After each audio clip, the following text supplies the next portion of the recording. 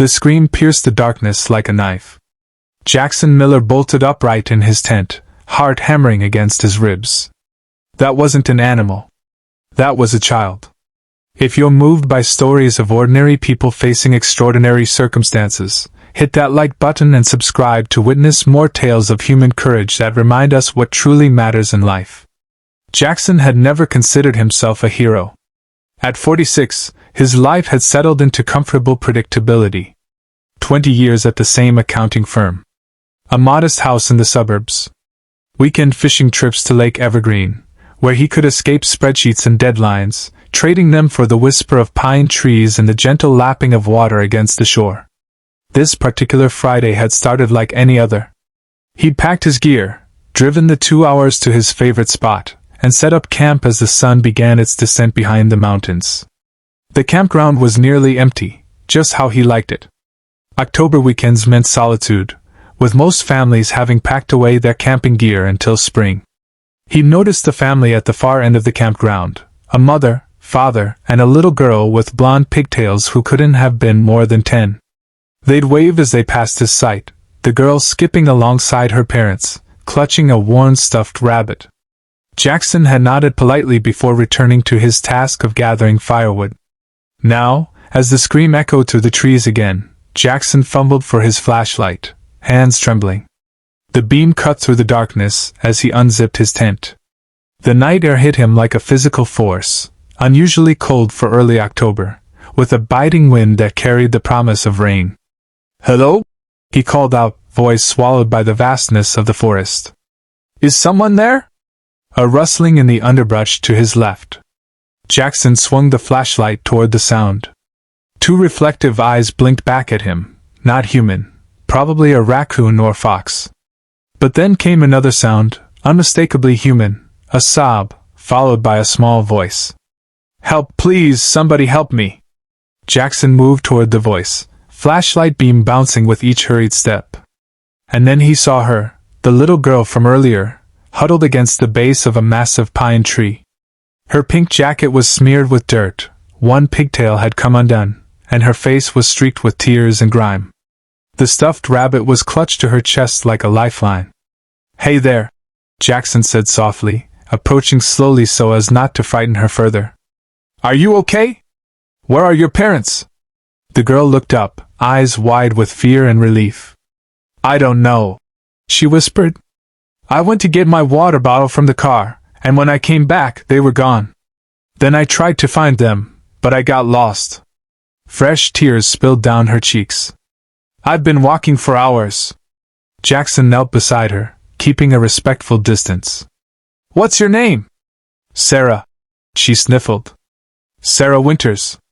"I'm Jackson. I saw you and your parents earlier today." He glanced around, listening for voices calling her name, but heard only the wind through the trees and the distant hoot of an owl. "How long have you been out here, Sara?" "I don't know. It was still light when I got lost." She hugged her rabbit tighter. "This is Mr. Hoppy. He's scared too." Jackson checked his watch, 11:42 p.m. If she'd gotten lost before dark, she'd been wandering alone for at least 4 hours. The temperature had dropped significantly, and the weather report had mentioned possible thunderstorms overnight. They needed to get to shelter. "Sara, I have a tent not far from here. It's warm, and I have food and water. Would you like to come with me while we figure out how to find your parents?" Sara hesitated, clutching Mr. Hoppy tighter. Jackson understood her caution. She'd been taught not to go with strangers, as she should have been. "You can hold my flashlight," he offered, extending it to her. "And we'll stay on the path where other people could see us if they come looking." After a moment's consideration, Sara reached for the flashlight with a small, dirt-smudged hand. "Okay." As they walked back toward his campsite, Jackson tried to piece together what might have happened. Had her parents gone looking for her? Had there been some kind of emergency? The campground wasn't large, but at night, with limited visibility and the disorienting sameness of the forest, it would be easy to miss each other. "Do you remember which campsite was yours?" he asked. Sara shook her head. "It had a big rock shaped like a turtle." Jackson frowned. He didn't recall seeing such a rock, but then again, he hadn't explored the entire campground. When they reached his tent, he helped Sara inside and zipped the door closed against the increasingly cold wind. "Are you hungry?" he asked, rummaging through his cooler. Sara nodded, her small body shivering despite the relative warmth of the tent. Jackson handed her a sandwich and a bottle of water, then wrapped his spare sleeping bag around her shoulders. "Thank you," she whispered, taking a small bite of the sandwich. "You're welcome." Jackson pulled out his cell phone, unsurprised to find no signal. The campground was notorious for its lack of reception, part of its appeal for him, usually. "Sara, I'm going to try to find a ranger or someone who can help us locate your parents. Will you be okay here for a few minutes?" Fear flashed across her face. "Don't leave me alone," she pleaded, voice cracking. "Please." Jackson hesitated. He couldn't leave a traumatized child alone in the dark, but they needed help. "Okay," he said finally. "We'll stay together. First thing in the morning, we'll go to the ranger station. They'll know what to do." Sara nodded, relief evident in her posture. "Can I tell you a secret?" she asked, voice barely audible. "Of course. I think it's my fault they're gone." Her lower lip trembled. "We had a fight. I wanted to stay an extra day, but Mom said we had to go home tomorrow because I have school on Monday. I got mad and said I wished I could stay here without them." A tear slid down her cheek. "What if they left because I said that?" Jackson's heart constricted. "Sara, look at me," he said gently. "Your parents would never, ever leave you because of something you said when you were upset. They love you, and right now, they're probably worried sick looking for you." "Really?" Hope flickered in her eyes. "Really. Parents and kids argue sometimes, that's normal. But parents don't stop loving their kids ever." As he said it, an old, familiar pain twisted in his chest. His own daughter, Lily, would have been about Sara's age now. The thought came unbidden, as it always did, bringing with it the cascade of memories he'd spent years trying to compartmentalize. The hospital room, the tiny pink hat that never went home, his ex-wife's face hollow with grief. Sara seemed to sense his shift in mood. "Are you okay, Mr. Jackson?" He forced a smile. "Just thinking. And you can call me Jackson." Outside, thunder rumbled in the distance. Sara flinched, clutching Mr. Hoppy tighter. "I don't like storms," she whispered. "Me neither," Jackson admitted. "But we're safe in here.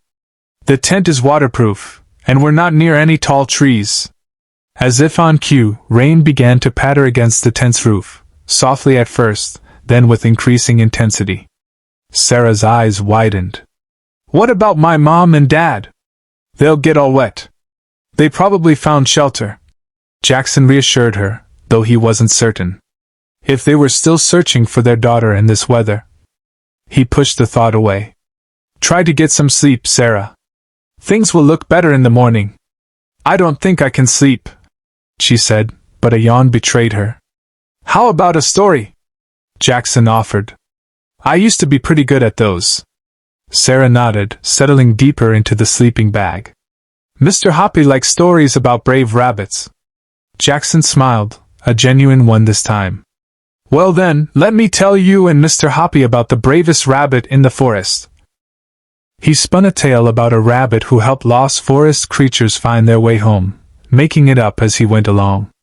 Before he reached the end, Sara's eyelids had grown heavy, then closed completely, her breathing deep and even. Jackson watched her sleep, this child who had been entrusted to his care by circumstance. Outside, the storm raged, rain hammering against the tent, wind whipping through the trees. He thought about Sara's parents, imagining their panic, their desperate search. He thought about his own brief journey toward parenthood, cut short before it truly began. Sleep eluded him as the hours crawled by. He checked his watch periodically, 1:17 a.m. 2:43 a.m. 3:56 a.m. The storm showed no signs of abating. Occasionally, Sara would whimper in her sleep, and Jackson would gently pat her shoulder until she settled again. At some point, exhaustion claimed him, and he drifted into a fitful sleep filled with fragmented dreams, searching for something precious in an endless forest, hearing a child's laughter just beyond the next tree, always out of reach. He awoke with a start to the sound of Sara's voice. "Jackson? I think someone's outside." Daylight filtered through the tent walls, the storm having passed during the night. Jackson listened intently and heard what had alerted Sara: voices, distant but drawing nearer, calling a name. "Sara! Sara Winters!" Sara's face lit up. "That's my dad!" she exclaimed, scrambling toward the tent entrance. Jackson quickly unzipped the tent, and Sara burst out into the morning light. "Daddy! Mommy! I'm here!" A man and woman appeared at the edge of Jackson's campsite, their faces haggard with exhaustion and worry. When they saw Sara running toward them, their expressions transformed into pure relief. "Sara!" The woman dropped to her knees, enveloping her daughter in a fierce embrace as the man joined them, wrapping his arms around them both. Jackson stood awkwardly by his tent, watching the reunion. After a moment, the man looked up, his eyes meeting Jackson's with a mixture of gratitude and suspicion. "She was lost in the woods," Jackson explained quickly. "I found her last night during the storm. There was no cell service to call for help." The man stood, keeping one hand on Sara's shoulder. "You kept her safe all night?" Jackson nodded. "She was scared and cold. I couldn't leave her out there." The woman rose as well, tears streaming down her face. "We've been searching all night. We reported her missing to the rangers, and they organized a search party, but with the storm..." Her voice broke. "What happened?" Jackson asked gently. The man, Sara's father, ran a hand through his disheveled hair. "We were packing up early because of the storm warning. Sara went to use the restroom, and when she didn't come back after 10 minutes, I went to check on her. She wasn't there. We thought maybe she'd gone back to the wrong campsite. They all look similar. We searched for hours before the rangers got involved. I got lost trying to find our tent," Sara explained, still clutching Mr. Hoppy. "Then I heard a scary noise and ran, and then I couldn't find my way back at all. The important thing is you're safe now," her mother said, smoothing Sara's tangled hair. Jackson began gathering his things, feeling suddenly like an intruder on their family moment. "I should let you folks get back to your campsite." "Wait," Sara's father said, stepping forward with an outstretched hand. "I don't even know your name." "Jackson. Jackson Miller. David Winters. This is my wife, Ellen, and you've met Sara." He gripped Jackson's hand firmly. "Mr. Miller, I don't know how to thank you for protecting our daughter." "Anyone would have done the same," Jackson said, uncomfortable with the gratitude. Ellen shook her head. "Not everyone would have taken in a lost child and kept her safe all night. You're a good man, Mr. Miller." Sara broke away from her parents and ran to Jackson, throwing her arms around his waist in a tight hug. "Thank you for the rabbit story," she said, voice muffled against his jacket. "Mr. Hoppy says you're the bravest human he knows." Jackson's throat tightened as he awkwardly patted her back. "You're pretty brave yourself, Sara Winters." As the family prepared to leave, David turned back. "We owe you dinner at least. We live in Mapleton, not too far from here. If you're ever in the area..." Jackson nodded, accepting the business card David pressed into his hand. "Maybe someday." He watched them walk away, Sara between her parents, one small hand in each of theirs, Mr. Hoppy tucked securely under her arm. She turned once to wave, and Jackson waved back, a strange emptiness expanding in his chest. The campground was quiet again, the morning sun burning away the last remnants of the storm clouds. Jackson should have felt relief. The crisis averted, the child safely returned to her family. Instead, he felt oddly bereft, as if something precious had been briefly within his grasp only to slip away again. He finished packing his gear mechanically, his mind elsewhere. The encounter had stirred something in him, dislodging emotions he'd carefully walled away years ago. He thought about Sara's parents, their frantic all-night search, the depth of their love evident in their exhausted faces. He thought about the life he might have had, the father he never got to be. As he loaded the last of his equipment into his car, Jackson paused, looking back at the campsite where he'd sheltered a lost child through a stormy night.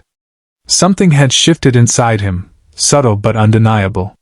For years, he'd been going through the motions of living without truly engaging with life, finding comfort in routine and solitude. One night had changed that. Jackson started his car, decision made. Instead of heading home as planned, he turned toward Mapleton. He wasn't ready to accept David's dinner invitation, not yet, but he could start with small steps. Perhaps volunteer at the local youth center. Maybe join that mentoring program his colleague had mentioned months ago. For the first time in years, Jackson Miller drove toward possibility instead of away from pain, the memory of a little girl's trust and a stuffed rabbit named Mr. Hoppy accompanying him like old friends.